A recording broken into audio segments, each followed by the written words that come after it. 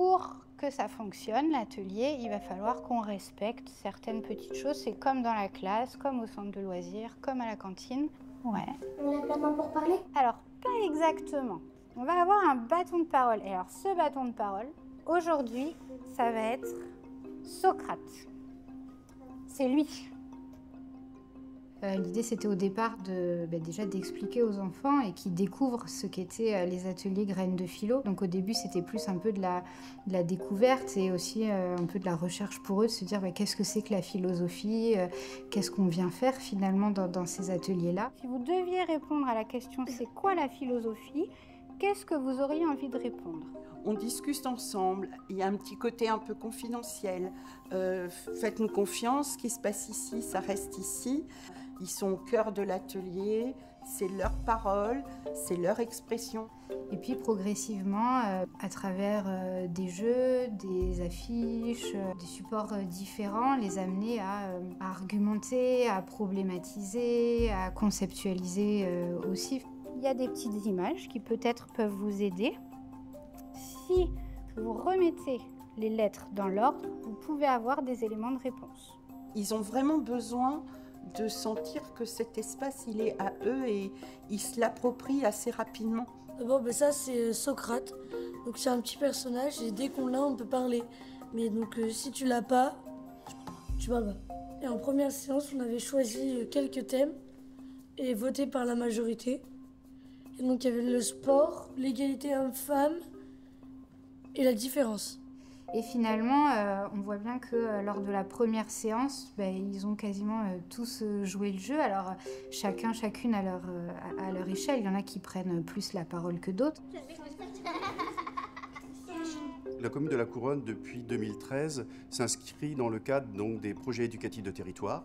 Et donc c'est dans ce cadre-là, à partir de 2020, qu'on a souhaité mettre en place donc, ces ateliers philosophiques. On a une quinzaine d'activités, donc on ne voulait pas qu'il y ait que du sport ou de la culture, musique, danse, ce qu'il y a déjà. C'est tout à fait intéressant parce que cette pratique volontaire vient renforcer en fait toutes les pratiques scolaires qui là, elles, sont proposées à tous les élèves de la classe. Moi je vois ça vraiment comme un prolongement et comme quelque chose qui peut permettre à l'inverse de peut-être avoir plus de résonance au sein de la classe. Alors elle est complémentaire dans le sens où elle se déroule pas en grands groupes, dans des groupes plus petits, et complémentaire parce qu'elle est hors la classe et que ça permet aux enfants de s'interroger dans un cadre différent et d'amorcer des débats qu'on peut avoir après en classe. On a été contacté donc, par les Francas pour se former à cette activité graines de philo. Donc on a trouvé ça très pertinent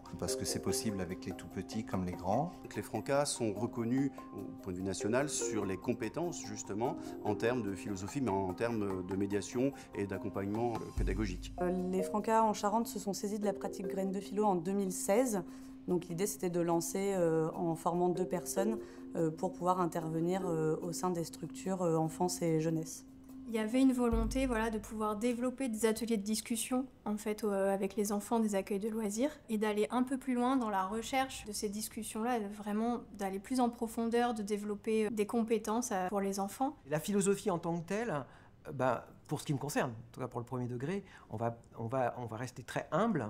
On va plutôt aider les élèves à s'exprimer correctement, en sécurité, pour après être en capacité plus tard d'aller plus loin au niveau philosophique. Après, on peut commencer à s'initier à partir du moment où l'adulte est là pour aider les enfants à s'emparer de concepts accessibles. Et là, ce que je vais faire, je vais vous distribuer une petite carte, d'accord ?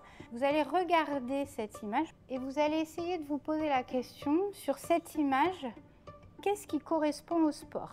J'ai des joueurs qui jouent au basket. Du coup, je crois que c'est un sport, le basket. Et moi, j'ai 2 personnes qui jouent aux échecs. Moi, je trouve que les échecs, c'est pas un sport, c'est plutôt une activité.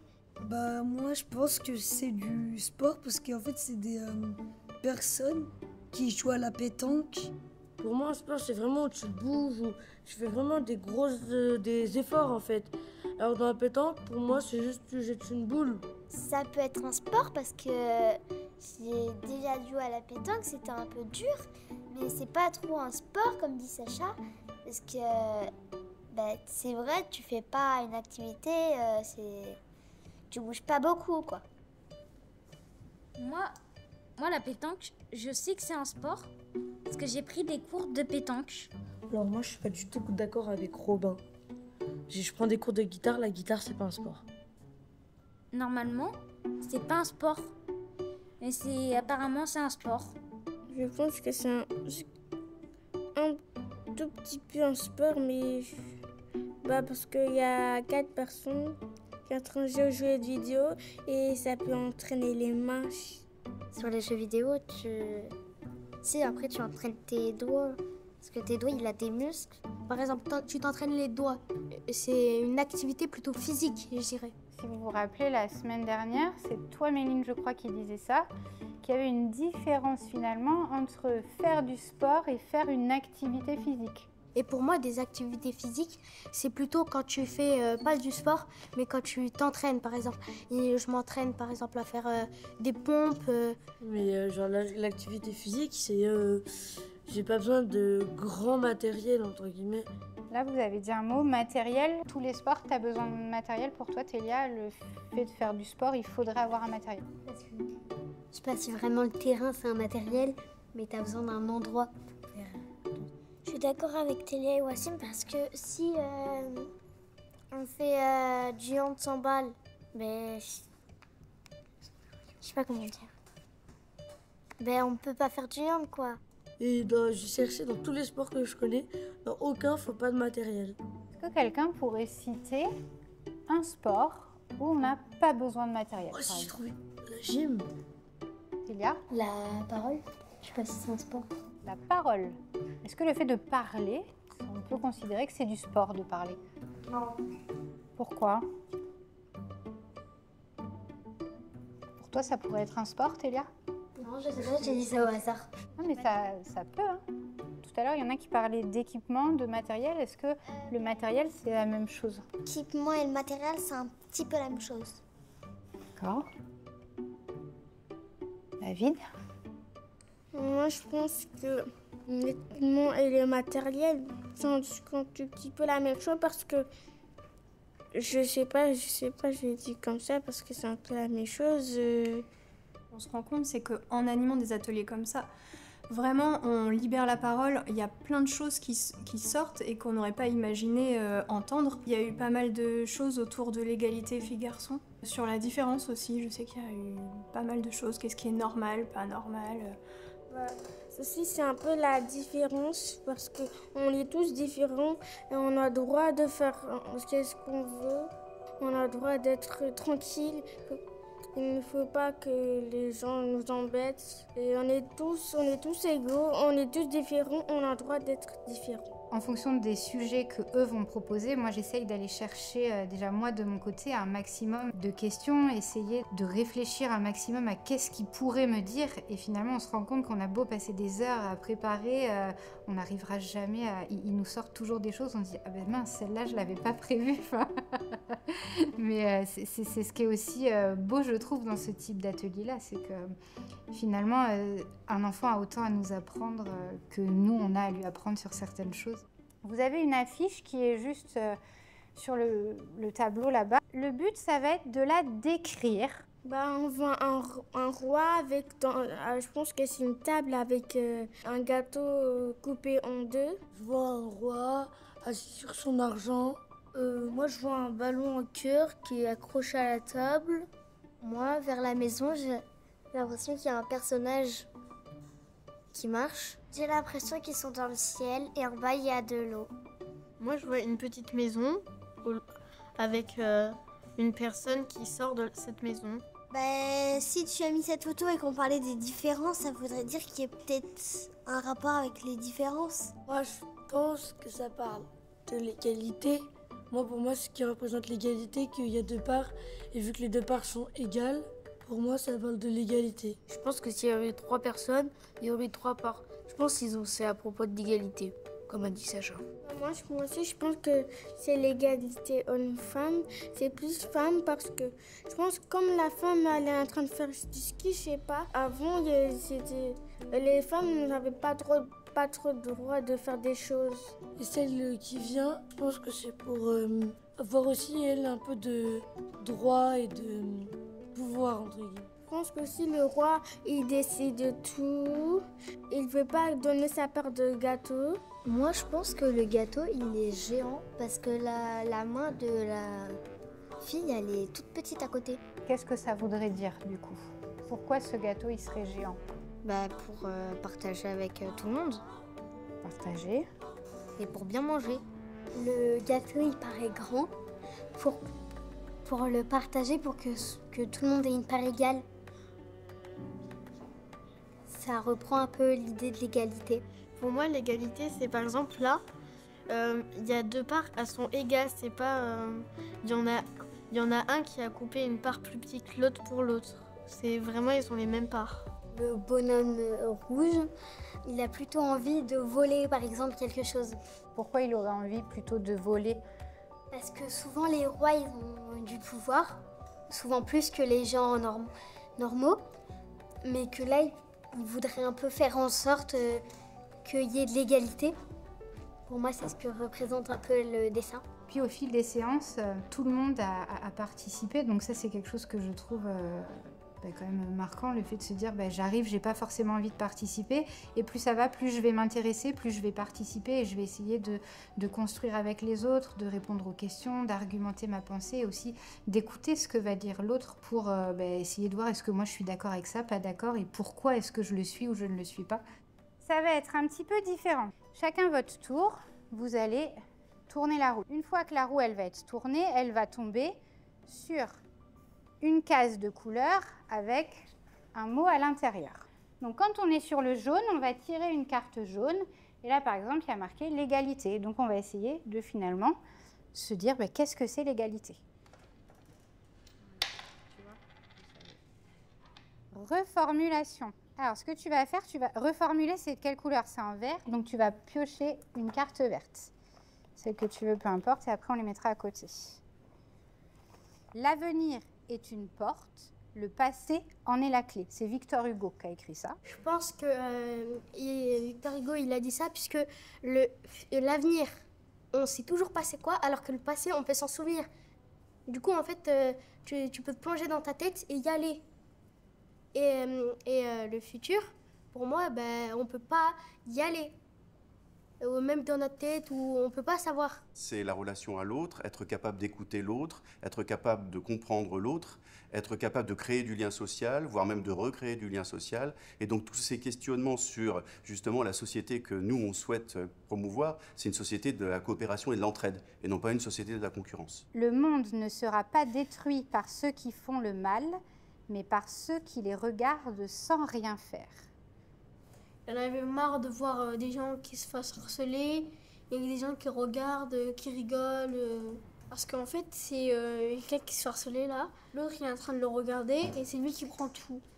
Ça se fait pas parce que c'est lui qui le harcèle, et lui peut-être il avait peur d'aller le voir. Quand on sait que c'est Albert Einstein qui l'a écrite, parce qu'il a vécu des périodes difficiles.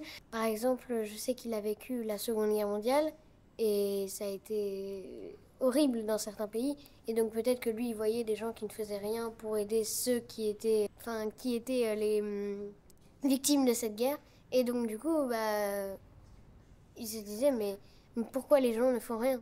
Je pense que peut-être que ceux qui regardent, ils rêvent que la Terre ne se détruise pas, qui rêvent que la Terre elle est toujours là. Sur la question des compétences, bien évidemment, c'est le développement des compétences langagières. En premier lieu, l'oralité, c'est aujourd'hui une des priorités dans les apprentissages fondamentaux, parce que c'est aussi ce qui va permettre aux élèves de s'exprimer le plus librement possible et de pouvoir accéder aussi à des moments de partage avec les autres et plus tard à leur vie citoyenne. La liberté consiste à faire ce que l'on désire. Alors, comment est-ce qu'on pourrait argumenter sur cette phrase? C'est faux parce que la liberté, c'est toujours sans empêcher la liberté de l'autre. Donc, par exemple, moi, je pense que je vais emprisonner Kylian. C'est un exemple. Je pense que je vais emprisonner Kylian. Et donc, du coup, lui, ça empêche sa liberté. Donc du coup, je peux pas. Toi, tu désires fortement enfermer Kylian, mais du coup, vu que tu vas le priver de liberté, tu peux pas, c'est ça? Non, c'est dommage, hein, mais... Je pense qu'ils réfléchissent, ils s'expriment, ils ont l'impression de vraiment avoir chacun cette possibilité qu'ils n'ont pas forcément des fois en classe ou dans la cour de s'exprimer chacun leur tour. Le fait de pouvoir vivre davantage de temps comme cela, ça permet de partager avec d'autres enfants ces modalités en fait de discussion qui ne sont pas forcément connues par les autres. Donc, je pense que c'est vraiment très important pour un peu, par rapport à quelques déterminismes sociaux, pouvoir aller un petit peu plus loin et laisser encore plus de chance à des élèves qui ne sont pas en mesure de s'exprimer, qui auraient peut-être construit leurs compétences langagières, mais qui ne seraient pas forcément en mesure de s'exprimer parce qu'ils n'ont pas les codes, de pouvoir progressivement les avoir. Mais je pense que ça aura laissé des traces, c'est obligé que ça ait laissé des traces. Après, c'est pas moi qui récolterai les fruits, mais c'est pas grave, c'est le principe. Et du coup, ça amène aussi des petites discussions hors atelier, hors adultes, entre enfants et parents. Il y a des parents qui sont revenus une semaine après en disant oh, « c'était génial parce qu'en fait, on a pu en discuter à la maison ». Et ça ouvre un petit peu les espaces de parole. Et ça, je crois que c'est hyper important parce que les enfants, ils n'ont pas l'habitude à l'école qu'on leur laisse la parole. Du coup, je vais passer la parole à Jean-Charles. Jean-Charles, ouais, c'est moi. Au bout d'un moment, on clôture souvent ça par un bilan. Et pour les enfants, ça leur sert à quoi de faire un bilan? À mieux comprendre des choses. Se remémorer un peu tout ce qu'on a fait. Et se souvenir, c'est utile? Oui. Ah, tu me dis oui, je te dis bah non, ça sert à rien. Pourquoi? Parce qu'on a passé des bons moments, donc... Ah, super. Donc se remémorer les bons moments. Moi, j'ai pas la bonne réponse, évidemment, puisque je n'étais pas là. Donc, ce que vous dites, c'est pour me l'apprendre, en fait. J'ai fait des travaux qui visent à montrer que cette pratique est centrale dans l'école et hors de l'école, dans le but d'éduquer le citoyen dans une visée démocratique. Lorella a dit un mot, si on peut dire que c'est oui ou non, et on se met de la partie oui ou non et après on explique. Qu'est-ce que tu aimais? Le fait qu'on bouge, le fait qu'on explique, qu'est-ce qui... Le fait qu'on explique. Ce qu'on voit dans ces échanges, bon, on a des enfants qui sont relativement ouverts, dont on comprend aussi que, d'abord qu'ils ont évolué dans leur pratique, qui nous montrent aussi ce qu'est la philosophie pour enfants, c'est-à-dire des enfants qui disent des choses, mais qu'il faut réinterroger parce que ce qu'ils disent n'est pas forcément ce qu'ils voulaient dire. Ce qui te plaisait, c'était de donner ton avis ou que les autres donnent leur avis? Que je donne mon avis. Ça te plaisait de pouvoir donner ton avis sur quelque chose? C'est le fondement de l'école, c'est le socle de l'école, c'est la grande direction de l'école, c'est permettre à un citoyen d'exercer sa liberté. Donc on est vraiment au cœur du programme scolaire. En fait, je trouvais aussi intéressant de déjà donner son avis, qu'on en discute et que après, une deuxième fois, on puisse bouger avec les arguments des autres en plus. Il y a le rapport à soi-même, je n'osais pas, je n'y allais pas, je ne savais pas, j'ai été encouragé, j'ai pu donner mon avis, mais aussi devoir argumenter, identifier qu'il y a des autres et qu'ils peuvent avoir un avis différent, voir qu'il y a des nuances dans les avis des autres. Je dirais que philo, ça peut faire peur au départ, mais qu'en fait, on n'imagine pas tout le potentiel que ça permet de faire sortir en fait des enfants et tout l'impact que ça peut avoir aussi sur le groupe. La philosophie, c'est quand on pose des questions, mais qu'il n'y a pas de réponse. Oh, alors on fait que poser des questions. Bon, bah alors, quelle heure il est? Bon, pas de réponse. On en discute. Ah bon, d'accord. Et finalement, il n'y a aucune réponse? Si, mais... Comment expliquer ça? Ah. On ne juge pas les réponses des autres. Tu veux dire que toi, toutes les réponses, tu disais, elle est super, cette réponse? Pas forcément, on en discute. Ah. Je voulais pas te coincer, hein. C'était pour que tu expliques, bien sûr. L'idée, c'est qu'on passe la main, nous aussi, et que après ça soit des pratiques qui s'animent au quotidien dans certaines structures sans qu'on ait besoin d'intervenir. Et la volonté aujourd'hui, c'est de constituer un groupe de ces personnes formées qui puissent se retrouver, partager les préoccupations et réfléchir collectivement sur des thématiques et la manière de les aborder avec les publics. L'État va nous aider de moins en moins, voire même nous aide plus du tout. Mais nous, on a fait le choix quand même de montrer que ces temps d'activité périscolaire étaient essentiels pour cette égalité des chances auxquelles nous, on aspire. Les valeurs des Francas correspondant aux miennes, mais plus largement aux valeurs républicaines, tout simplement, il me semble que là, ça permet de travailler d'autres aspects de cette rencontre de l'enfant avec la philosophie pour enfants et qui vont être complémentaires et vont l'aider à se structurer. Ils ont dit qu'ils avaient joué, par exemple. Ça renouvelle les grands questionnements sur la philosophie. Est-ce qu'on peut faire de la philosophie en jouant? Est-ce que ça peut être un jeu intellectuel? Est-ce que l'effort peut être un jeu? Des fois, Lorelai, elle nous posait des questions, on devait y répondre. Des fois, on faisait des débats mouvants. Non, on partait jamais de la même chose. On partait pas de la même chose. Est-ce qu'on arrivait au même genre de choses? Bah oui, on arrive à la philosophie.